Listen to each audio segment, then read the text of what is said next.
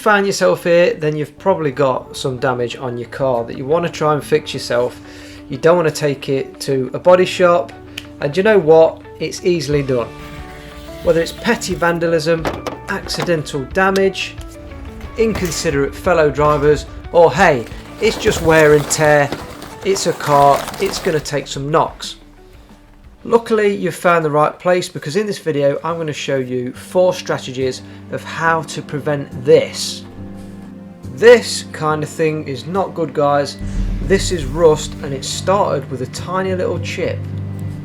So luckily you found the right place. We're going to go through 4 methods really quickly of how you can prevent this and keep on top of those little chips and scratches on your car. So we're going to go straight into method 1. I just call this the basic touch-up.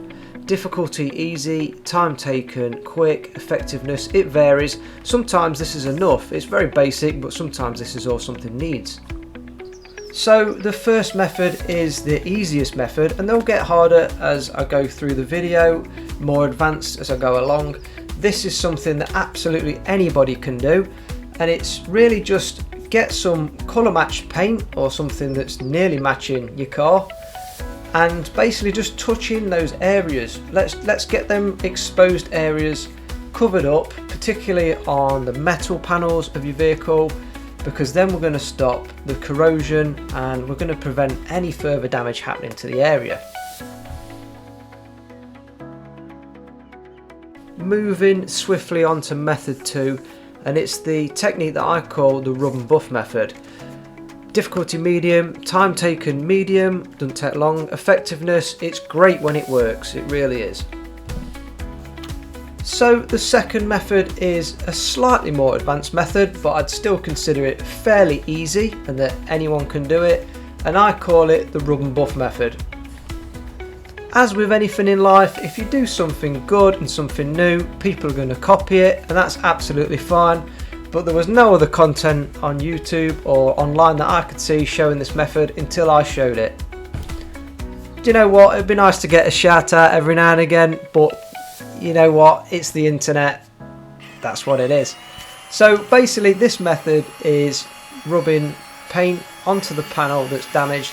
It works really, really well with road rash, such as on this Porsche, obviously all down the sills, all down the lower half of this vehicle actually, because it's a high performance vehicle. Road rash had absolutely peppered it. There's a before shot. Now it starts off like this, but then it pretty much turns rusty very quickly on these modern cars. Definitely on these front arches, that looks a lot better. It's protected a bit more now. All down there was dry, dull. Look at that massive difference. It probably took about 20 minutes. A little bit of paint, bit of polish. Same with the rear end of the lower half of the car. Look at that massive difference. What a great little method. So not only is that method good on road rash and heavy chipped lower halves of cars, it also works really well on this kind of thing where there's door handle sort of scratches. I've got a drill at this point, so I've not even got a buffer, I've just got a buffing pad on it, a bit of polish again. I've just put it on with my finger, buffed it off. Look at that, what a difference. Do you know what, this method doesn't always work, but when it does, it's like, wow, can't believe I didn't think of that before. It's basically just paint, it's rubbed into the scratch, the excess is buffed off, and then if the methods worked, look, the yellow paint stayed within the scratch. The third method I call the paint and lacquer mix method, and that's what it is. You just mix paint and lacquer together and you touch it in with either a micro tip or a brush. Difficulty hard, time taken medium, effectiveness good to excellent. Here is method 3. I would probably say this is the oldest and most common method of scratch and chip repair. This is the method where you mix some colour matched base coat in with some clear coat lacquer, mix it together, apply it, dry it, apply a little bit more. Once it's cooled down, apply a little bit of water, some wet and dry paper, sand it back so it's level, and then you get your buffing machine out or drill with a buffing pad on it, and you just buff up that paintwork what's gone dull from the sanding, and hopefully if it's worked out alright, it should have leveled the scratch out and it should look pretty decent. Slightly higher on the skill level, but as you can see, a really nice job. Bringing us over to the fourth method, the squeegee method. So difficulty hard, time taken medium to long really. Effectiveness good to excellent. It can yield some really great results. This is the fourth method, and it's the most advanced method out of all the methods we've just shown. I'd probably use this method if it's a deep scratch such as the one shown in the video.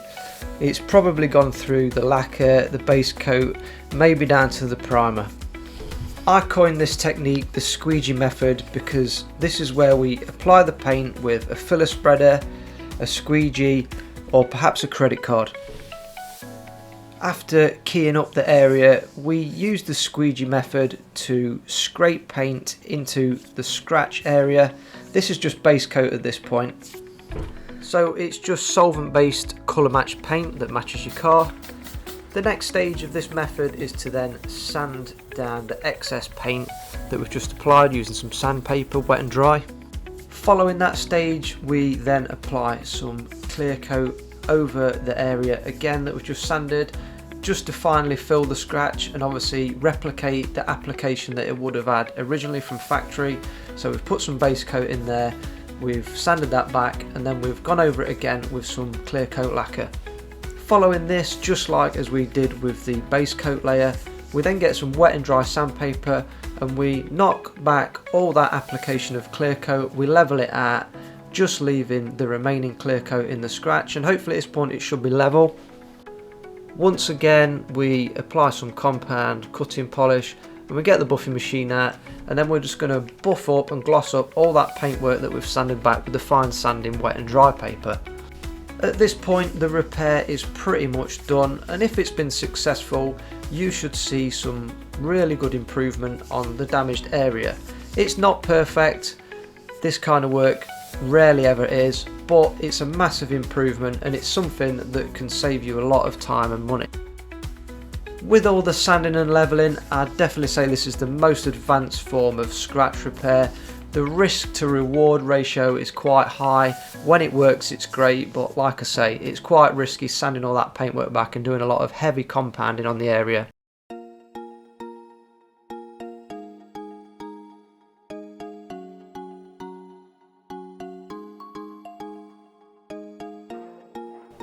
That brings us to the end of another episode of CVR POV. I hope you enjoyed it guys, I hope you found value in it. We've covered all the main methods of scratch and chip repair in this one video. If you're now looking for more in-depth information on each one of these methods, then I've done a video for each and every single one of them. Sometimes there's several videos on each subject. Check out the chip and scratch repair playlist on the main part of my channel and you'll find all the videos in there. Watch them through and then copy the methods. Thanks guys, see you in the next episode.